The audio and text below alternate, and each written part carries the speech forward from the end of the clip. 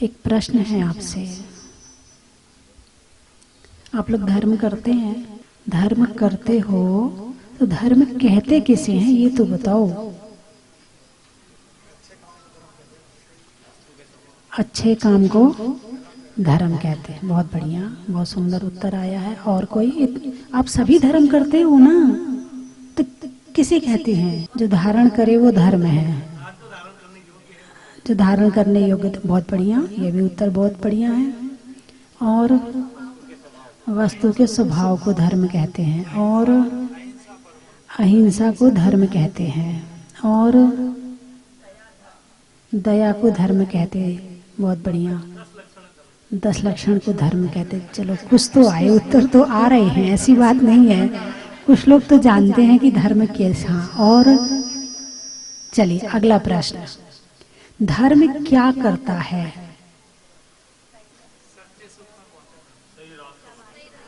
सच्चे सुख में पहुंचाता है, सही रास्ता बताता है, और क्या करता है? आगामी भाव को अच्छा बनाता है। बहुत सुंदर। और मोक्ष मार्ग प्रशस्त करता है, और संसार के दुखों से छुड़ाता है। और मैं अभी वहां नहीं पहुंची, आप वहां नहीं पहुंचे जहां मैं पहुंचाना चाहती हूँ, इसलिए मैं अभी और करती रहूंगी जब तक वहां नहीं पहुंचाऊंगी आपको। चलिए, और पीछे वाले तो बिल्कुल चुप बैठे हैं। विचलित परिस्थितियों में हमें शांति देता है और मन को शांत करता है। चलो थोड़े थोड़े पहुंच रहे हैं। निराकुलता देता, चलो बहुत बढ़िया, वहां तक और पहुंच गए। आत्मा को परम सुख में पहुंचाता है, कल्याण कराता है आत्मा का, और आत्मा की शुद्धि करता है। क्या करता है? आत्मा की शुद्धि करता है, भावों की शुद्धि करता है। मुख्य प्रयोजन है भावों की शुद्धि।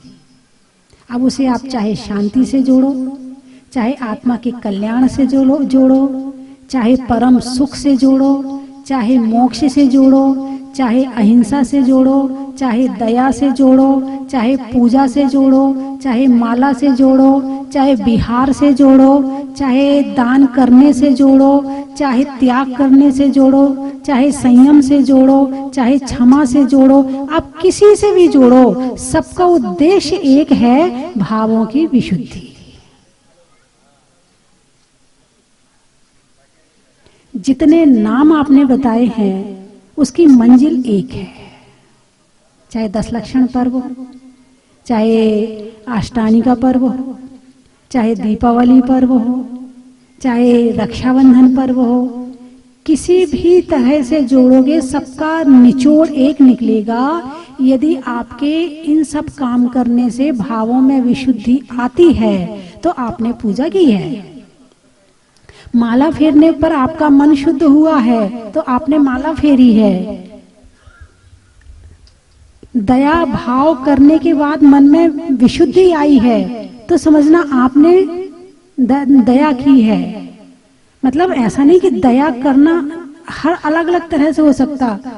सामने वाला गरीब है और मुझे अभिमान का शाय है, मैं इसलिए दया कर रहा हूं कि वो छोटा है और मैं बड़ा हूं। परिभाषा अलग हो गई, विशुद्धि नहीं आई अभी मन में। करुणा की विशुद्धि है कि नहीं है? तो जब तक भावों में विशुद्धि ना हो तब तक जो कार्य हम कर रहे हैं उसमें कार्य तो हो रहा है मगर पूर्णता नहीं आई है। बात समझ में आई कि नहीं आई? धर्म क्या करता है? भावों में विशुद्धि लाता है। अब आपने पूजा करी, आप जिस समय पूजा करने बैठे थे दिमाग में टेंशन चल रही थी। क्या चल रही थी?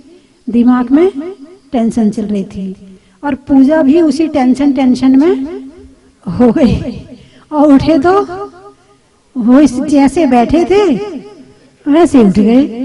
पूजा हुई क्या? आप माला फेरने बैठे, जिन भावों में जो विचार आपके मन में चल रहे थे, जिन विचारों में आप खोए हुए थे, उन्हीं विचारों में आप माला फेरने बैठ गए और माला पूरी फिर गई।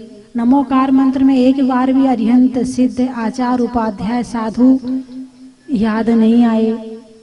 नमोकार मंत्र में नमस्कार मंत्र भी इसको कहते हैं। तो नमस्कार का मतलब नमस्कार करना, और पूरे नमोकार मंत्र में आपने नमस्कार बिल्कुल नहीं किया तो आपका नमोकार मंत्र हुआ क्या? नहीं हुआ। तो आपके भावों में विशुद्धि आई? नहीं आई। फिर क्या शिकायत करते हो? इतनी माला फेरते हैं, कुछ नहीं होता है। महाराज ने कहा था नमोकार मंत्र सबसे बड़ा मंत्र है, इससे सारे पाप कट जाते हैं। सीता का अग्नि का नीर हो गया था, और सुदर्शन सेठ सुदर्शन की शूली से सिंहासन हो गया था। हमारा तो कुछ नहीं होता है। कमी कहाँ है? अरे बोलिए ना, मंत्र में कमी है? नहीं। किस में कमी है? भावों में कमी है। जब तक विशुद्धि ना आए तब तक पाप कैसे कटेंगे? पाप काटने के लिए विशुद्धि जरूरी है। पाप है अशुद्धि, और जब अशुद्धि हटेगी तो विशुद्धि आएगी। विशुद्धि कहाँ से आएगी? धर्म से आएगी। धर्म कहाँ से आएगा? भावों से आएगा। जब तक भावों में से अशुद्धि नहीं हटेगी तब तक विशुद्धि नहीं आएगी। तो परिणामों की विशुद्धि का नाम धर्म है। अब कोई कहता है मुझे माला फेरने में बहुत मन लगता है, बहुत ध्यान लगता है, बहुत अच्छा लगता है। दूसरा कहता है माला फेरो तो मन भटकता है, मेरा तो स्वाध्याय में मन लगता है।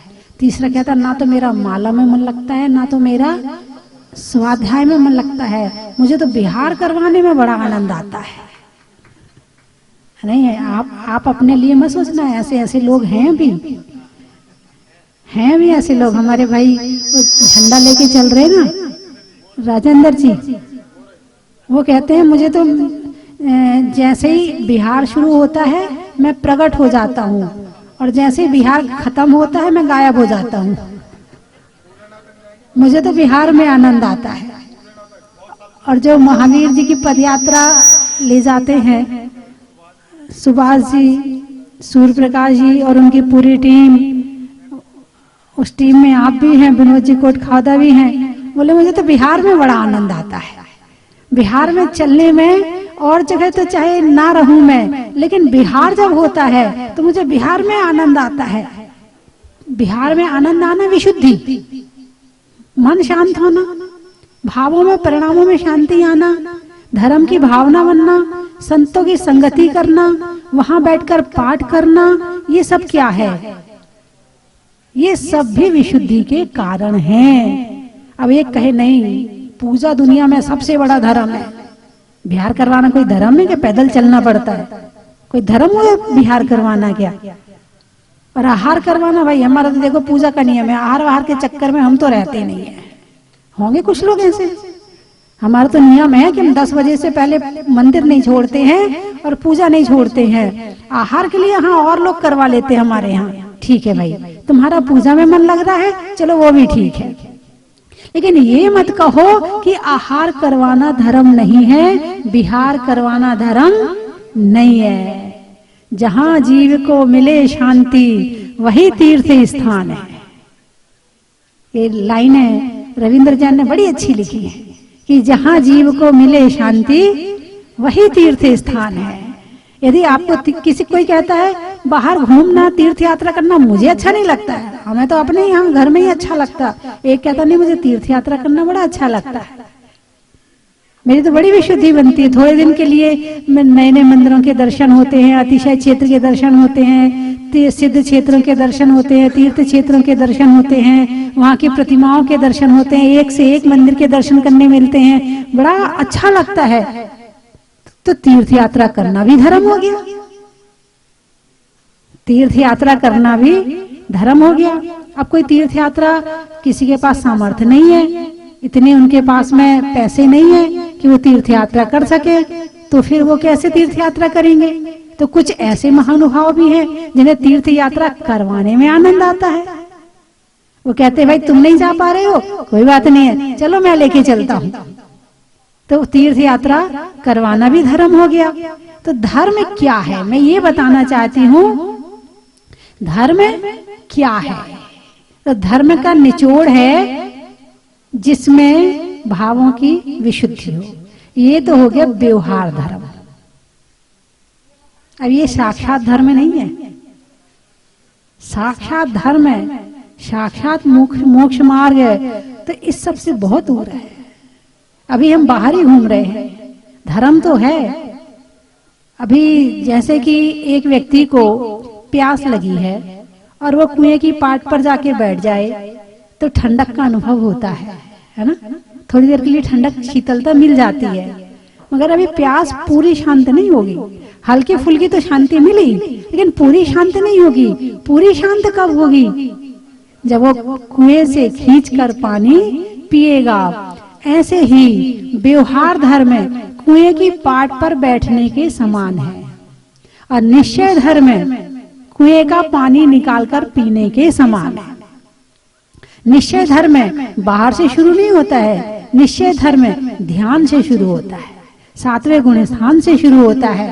जब आत्मा में जाकर स्थित हो जाता है, आत्मा में जाने के पहले के जितने स्थान हैं वो सारे व्यवहार धर्म के हैं, और आत्मा में पहुंचकर वहां ठहरने का जो स्थान है वो है निश्चय धर्म। निश्चय धर्म में पहुंचने की तैयारी व्यवहार धर्म में ही की जाती है। इसलिए आप इसको ये मत मानना कि माता जी ने कह दिया कि निश्चय धर्म में वो हो गया तो व्यवहार धर्म में छोड़ो और आंख बंद करके बैठ जाओ।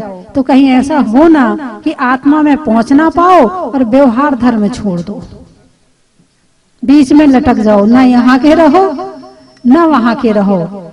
निश्चय धर्म में पहुंचने की तैयारी व्यवहार धर्म से शुरू होती है। तो आज व्यवहार धर्म का पालन करते हुए आप लोगों ने विहार करवाया, और कुछ तो बस में कितने लोग बैठकर आए बिहार में? जब मैं थी बस में बैठकर, मतलब जब बिहार चल रहा था और आप लोग बस में बैठे थे क्या? अच्छा, आपके घुटने वुटने का दर्द होगा।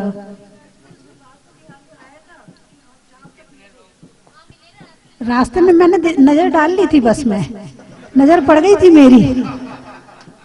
इनको झांके बिना चैन नहीं कि माता जी बाजू से निकल रही है। अब मेरी नजर पड़ गई, मैंने कहा ये अभी बैठी है बस में, कुछ तो अभी। बंधुओं, पहले के मुनिराज जंगल में रहते थे। पहले का वातावरण अलग था और अब का वातावरण अलग है। पहले के वातावरण में चौके लगाने नहीं पड़ते थे क्या? पहले, क्योंकि ये पहले बिजली वाली चक्की थी नहीं, पहले सरकारी नल थे नहीं, ठीक है? तो पानी भी कुएं का हो गया और चक्की भी घर की आटे वाली हो गई, ठीक है? पहले मिक्सी थी नहीं कि मसाला पीस के 15 दिन का इकट्ठा महीने भर का रख लो, वो भी नहीं था। डब्बे के मसाले चलते नहीं थे, तो वो भी घर के हो गए, तो वो भी हो गया शुद्ध। आपने देखा होगा कि आपकी दादी आपको रसोई में घुसने नहीं देती थी, याद है आपको? रसोई, है ना? दादी मतलब नॉर्मली साधु हो और ना हो, वो शुद्ध कपड़े पहन के ही तुम्हें अंदर प्रवेश करने देती थी। और पहले के समय में रसोई में थोड़ा बाहर, जो अशुद्ध वस्त्र वाले होते थे उन्हें बाहर भोजन कराते थे, और जो शुद्ध वाले होते थे उन्हें अंदर बिठाते थे, है ना? मतलब पहले चौका लगाना नहीं पड़ता था, है ना? चौका ही बनता था। चौका किसे कहते हैं? एक दो बच्चे स्कूल गए तो एक पहले पहुंचा, दूसरा बाद में पहुंचा। तो पहले वाले ने दूसरे से पूछा, भाई तू लेट क्यों आया? बोले मेरी मम्मी ने चौका लगाया। बोले अच्छा, तेरी मम्मी ने चौका लगाया, तू लेट आया। मेरी मम्मी ने छक्का लगाया, मैं पहले आ गया। अब बताओ चौका किसे कहते हैं?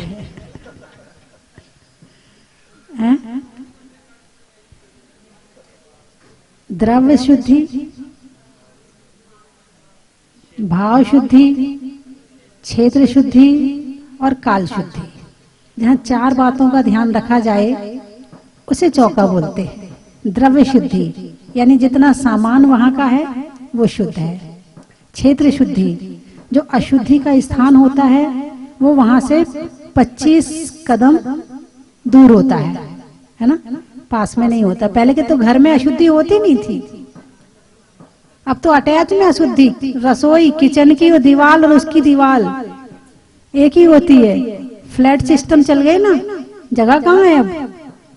पहले तो बड़े बड़े मकान होते थे, हवा भी आती थी, धूप भी आती थी, सामान भी सुखा लेते थे, सारा काम हो जाता था। अब फ्लैट चल गए, अब वहां कुछ नहीं होता।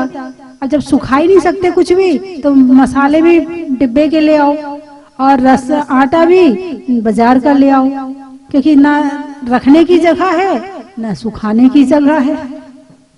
पहले तो साल भर का गेहूं सीजन में आ जाता था, साल भर के चावल सीजन में आ जाते थे, दाल मसाला सब सीजनेबल होते थे, लाके सुखा के धो के सब डिब्बे में भर के रख देते थे, समय समय पर निकालते थे और पीस करके उसका उपयोग करते थे। अब घर में इतने गेहूं चावल रखने की जगह ही नहीं है। अब तो वो पैकेट आता है, खुलता है, 7 दिन का आया भरा, फिर 7 दिन बाद फिर खरीद के ले आओ, या महीने भर में फिर ले आओ। यही हो गया ना सिस्टम। तो पहले सब चीज शुद्ध होती थी। तो क्षेत्र शुद्धि, अशुद्धि का स्थान वहां से 25 हाथ दूर होता था। द्रव्य शुद्धि, क्षेत्र शुद्धि, काल शुद्धि, रात्रि में भोजन नहीं मिलता था घर में, रात्रि में रसोई नहीं खुलती थी घर में। जिसको खाना है शाम को खाओ, और जो आया रात को भूखा रहो, या तुम्हारा जो थोड़ा बहुत गृहस्थी के जीवन में होता है, अरे बोलिए ना, हैं ड्राई फ्रूट्स, गजक, अब तो गजक आ गई, ठंडी आ गई, हाँ उससे काम चलाना पड़ता था, रात को नहीं मिलता था खाने के लिए।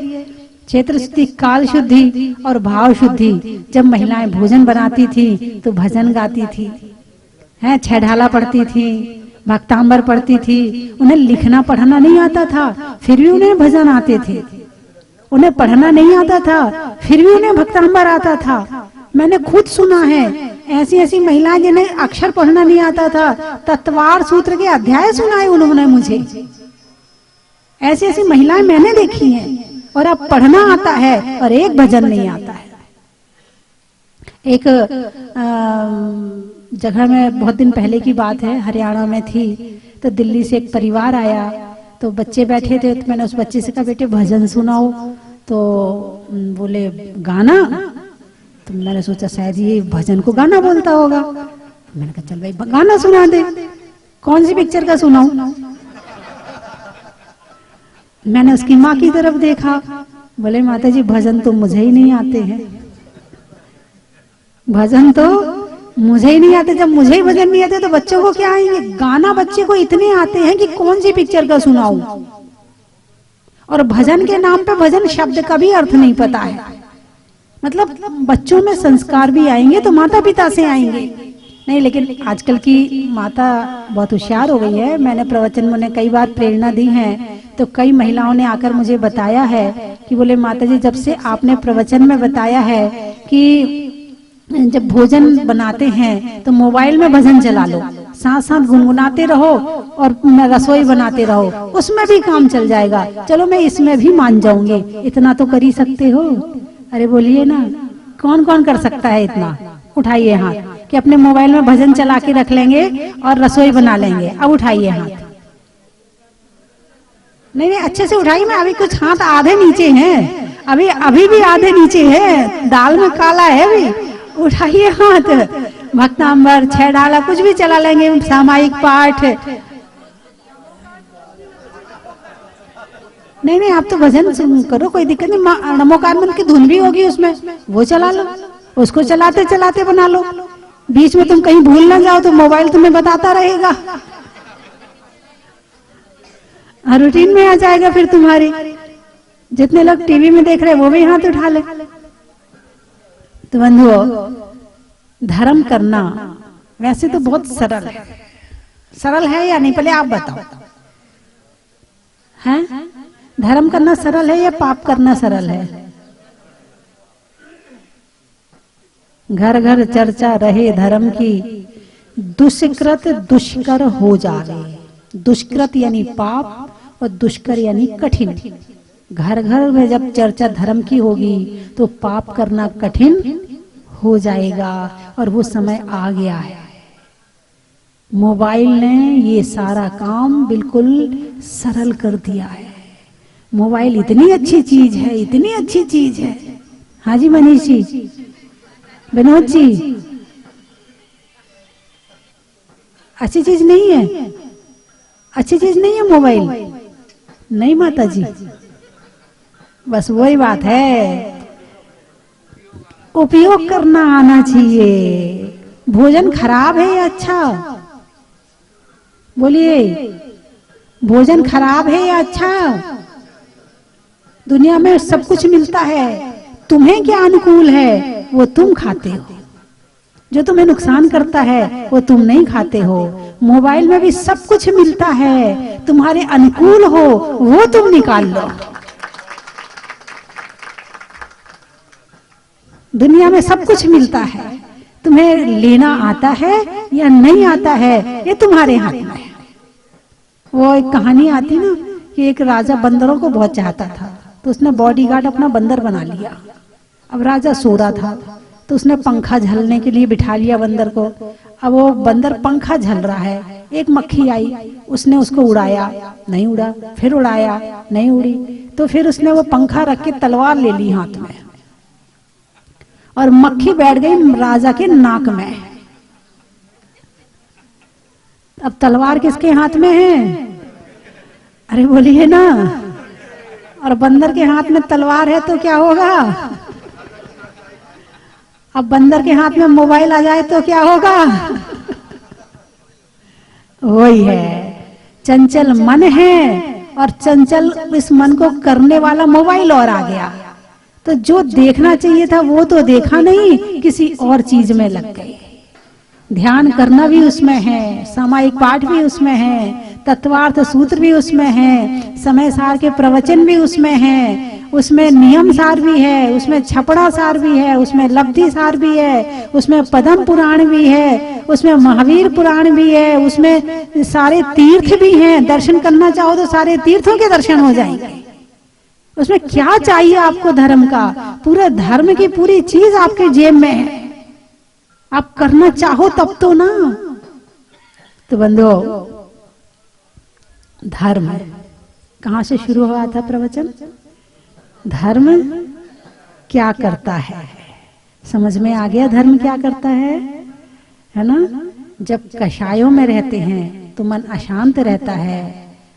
जब आप शादी से आते हो तो थक जाते हो कि नहीं थक जाते हो? अरे बोलिए ना, वहां तो कुछ भी काम नहीं किया आपने, फिर कैसे थक गए आप? ये बड़ी रहस्य की बात बताने वाली हूँ। वहां आपने कुछ भी नहीं किया। अच्छा, क्रोध करने के बाद थकान महसूस होती कि नहीं होती? होती है। आप शादी में गए और थक के आए, क्यों थके आप? क्योंकि वहां मान कषाय ज्यादा थी, दिखावा ज्यादा था, और उस दिखावे में इतने लीन थे कि जैसे इंसान क्रोध में थक जाता है ऐसे मान में भी थक जाता है। चलिए मैं 3 चीजें बोलूंगी, आपको कहना बड़ा ही महत्व है। स्वभाव में नर्म का, भोजन में गर्म का, और जीवन में धर्म का, अनाज में दाने का, इनाम में पाने का, और मेरी बात आपके समझ में आने का, पानी में खोलने का, बनिया में तौलने का, और आपके जोर से बोलने का, महिलाओं में हार का। कितनी खुश हो गई, देखो चेहरे देखो महिलाओं के। आप हार का नाम लेते। अब आपको पता है 2 शब्द हैं, जीत और हार। बोलिए क्या पसंद है? जिसने हार पहले ही पहन लिया। पुरुष हार नहीं पहनते हैं। महिलाओं में हार का, बच्चों में प्यार का, और चलने में बिहार का, राजाओं में जंग का, मुनिराजों में अनंग का, और बिहार करवाने में पदयात्रा संघ का। रोटी में घी का, गर्मी में शिकंजी का, और तीर्थों में महावीर जी का, सतियों में अनंग सरा का, रहने के लिए धरा का, और तीर्थों में पदमपुरा का, गाने में सुर का, नृत्य में नूपुर का, और तीर्थों में जहाजपुर का, देवों में असुर का, रिश्तों में ससुर का, और आने वालों में जयपुर का, नहीं करने में आशा का, नहीं होने में निराशा का, और आने वालों में दोसा का, बैठने में चटाई का, भोजन में खटाई का, और आने वालों में चंदलाई का, जंगल में शेर का, फलों में बेर का, आने वालों में सांगानेर का।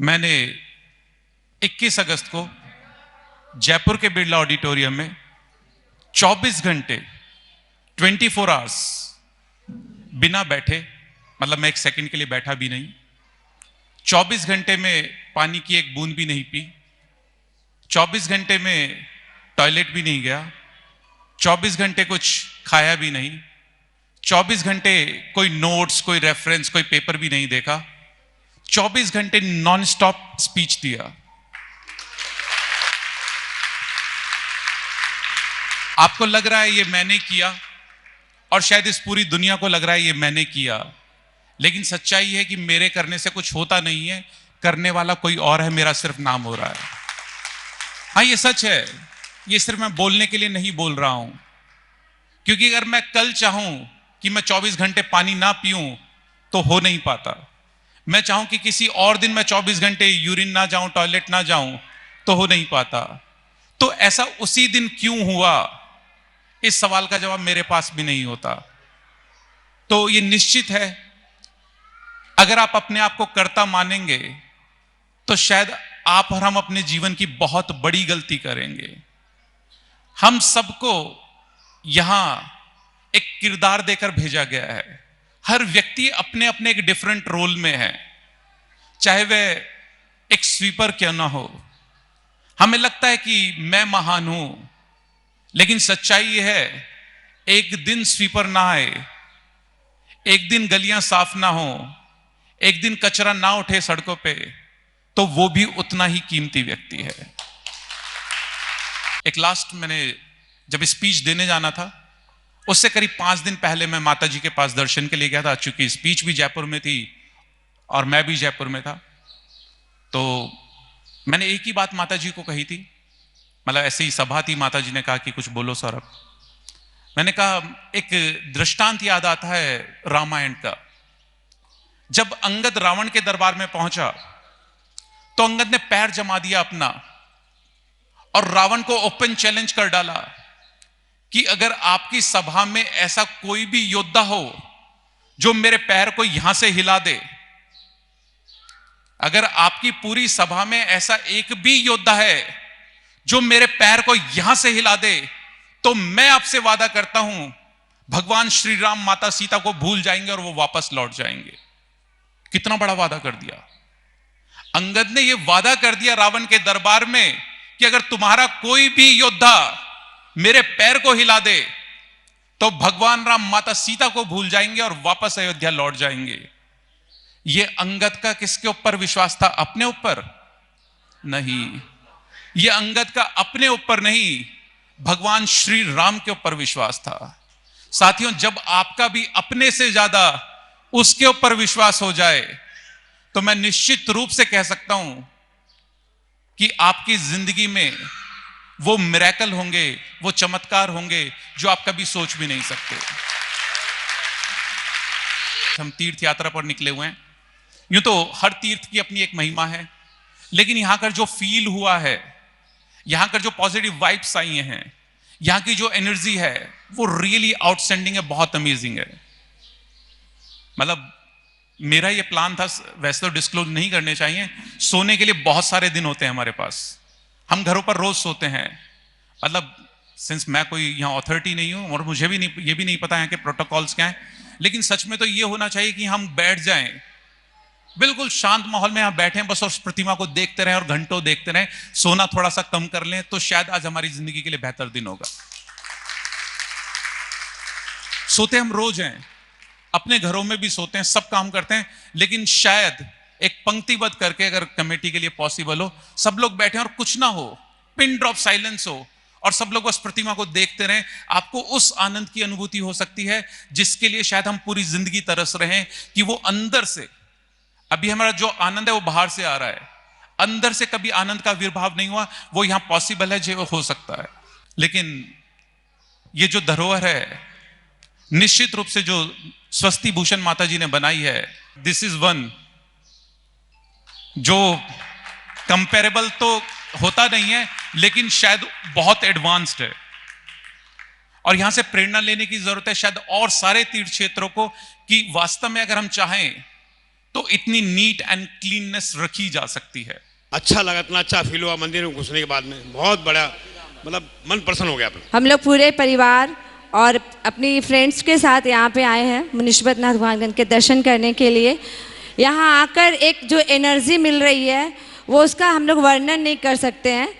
बहुत ही अच्छी ऊर्जा हम लोगों को प्राप्त हुई। सुबह से हम लोग यही मंदिर में बैठे हुए हैं और मैं सबसे यही बोलूँगी कि एक बार जरूर आए यहाँ पर और आकर दर्शन करें और अपने को धन्य करें यहाँ आकर। एनर्जी जो बोलते हैं, एक अच्छी पॉजिटिव एनर्जी का फीलिंग आ रहा है और कोई ना कोई पावर तो होती है जो हमारे को सिखाती है और चलाती है।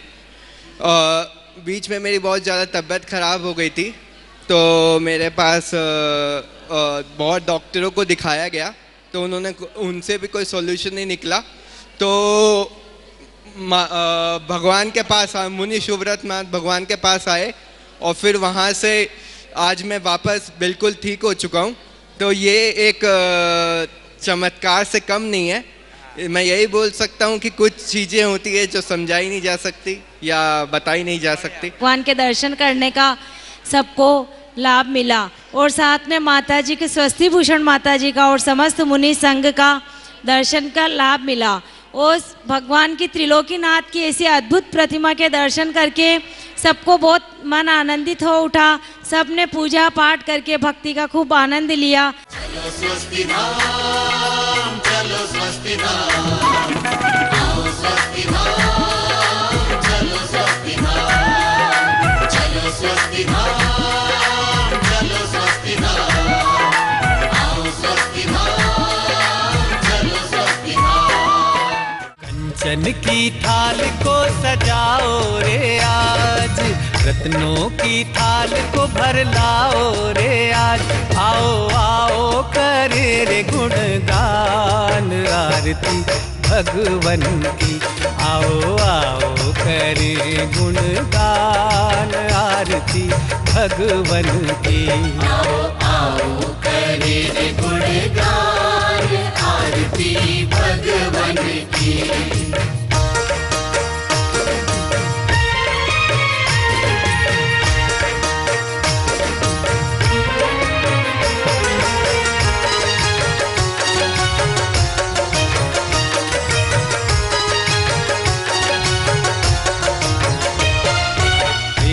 सुमित्र के राज दुलारे, माँ पद्मा जी के नैनों के तारे। पिता सुमित्र के राज दुलारे, माँ पद्मा जी के नैनों के तारे। परम विदुषी लेखिका गणिनी आरिका रत्न श्री 105 स्वस्ति भूषण माता जी जिन्होंने मात्र 20 वर्ष में 100 से भी अधिक किताबें लिखकर जैन समाज को अनूठा योगदान दिया है। बड़े बड़े विधान जैसे कल्पद्रुम महामंडल विधान, सिद्ध चक्र महामंडल विधान, इंद्रध्वज महामंडल विधान एवं विशेष जिनपद, पूजांजलि आदि महत्वपूर्ण साहित्य बहुत ही सरल व सुबोध शैली में लिखे हैं, जिसमें गद्य एवं पद्य साहित्य भी समाहित है। इन महान साहित्यों को पढ़कर आप भी अपने ज्ञान का विकास कर सकते हैं। साहित्य प्राप्त करने हेतु आज ही संपर्क करें। संपर्क सूत्र 7906062500 9868345768।